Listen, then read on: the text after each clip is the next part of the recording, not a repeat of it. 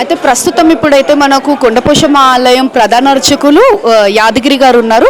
స్వామివారిని ఒకసారి మాట్లాడి అసలు మనకు ఆలయ విశిష్టత ఏంటనేది మనం తెలుసుకుందాం వారి మాటల్లో. నమస్కారం అండి. సరే.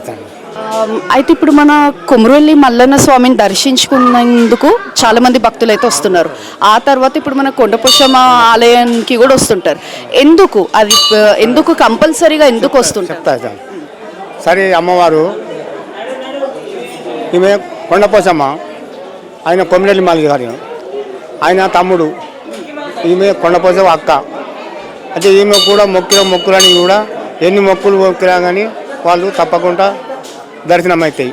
అయితే కొన్ని 273 సర్వనంబర్ ఈమె కొన్ని 1000 సంవత్సరాల తుంది నిలిచింది ఇక్కడ గట్టుకు. అయితే గట్టు పోశమ్మ అంటారు. కొండపోశమ్మ, గట్టు పోశమ్మ, కొమిరెల్లి మల్లి గారు. ఈమెకు కోడి బియ్యాలు, పట్టు చీరలు, నగలు, కానికలు, కట్నాలు అన్ని పెట్టి కూడా అని చేస్తే వరాలు, పిల్లలు కాని వాళ్ళకి పిల్లలు అవుతారు, తిండ్లు లేని వాళ్ళకి ఇండ్లు అవుతాయి. మళ్ళీ ఏది అనుకుంటే అది అన్ని అమ్మవారు సౌకర్యం చేస్తుంది. అందులో ఇప్పుడు చాలా భక్తులు సత్రాలు కట్టిస్తుండ్రు, రేపు రూములు కట్టిస్తుండ్రు అని ఎన్నెన్నో కథలు చెప్తున్నారు అందరూ. ఎంత కథ చేసినా కానీ అంత సౌకర్యం చేసి అమ్మవారు ఆ కొమ్మిది వచ్చిన భక్తులంతా ఇక్కడికి వస్తారు.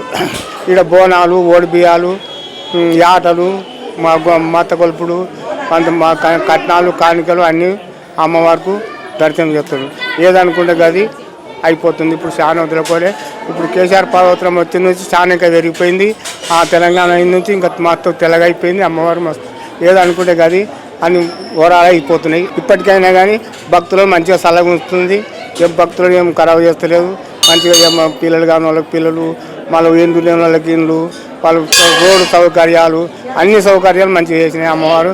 నా పేరు యాదగిరి పూజారి. నేను 30-40 ఏళ్ళ కూడా ఇల్లు చేస్తాను. అయితే స్వామి ఇప్పుడు మనకు వెనకాల అక్కడ పైన గుట్ట పైన ఒక సొరంగం అనేది ఉంది. దాని విశిష్టత ఏంటి? అయితే అక్కడనే నిలిచింది అన్నట్టు. వెనకట అమ్మవారు అక్కడనే నిలిచింది.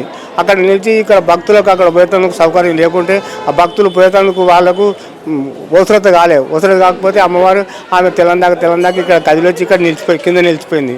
అమ్మవారు భక్తులకు ఇబ్బంది పెట్టకుండా ఇక్కడ నిలిచిపోతే ఇక్కడనే ప్రతిష్ఠ చేసి ఇక్కడనే గుడి కట్టించి ఇక్కడనే చేసి మంచిగా చేస్తారు.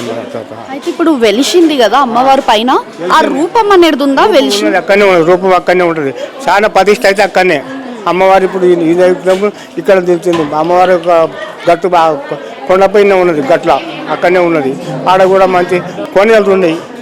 నీళ్ళ సవులతో అమ్మవారు తెలంగాణ చేసి తాళం చేసి అక్కడ పూజ చేసుకొని కిందికి ఐదు వస్తుంది. ఆమె వచ్చేవారికి 5 గంటలకి ఇక్కడికి వస్తుంది.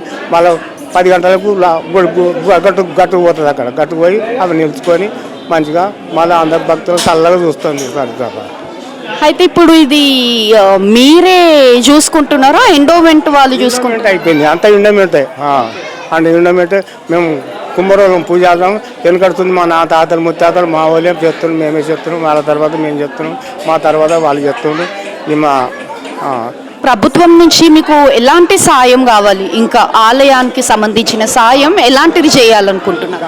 అంటే గ్రామదేవత అన్నట్టు ఈమె గ్రామదేవత అయి మొత్తం నిలిచిపోయింది. గ్రామదేవత అయి మొత్తం తెలంగాణ మొత్తం నిలిచిపోయింది. గ్రామదేవత పోయి పెద్ద దేవత అయింది. గ్రామదేవత మొత్తానికి పోతే వరదక్షాలు బాగా చేసుకుంటా చేసేవారికి చాలా పవర్ఫుల్ అయిపోయింది. అది పవర్ఫుల్తో అంత మంచిగా సలహా ఇస్తుంది. అంత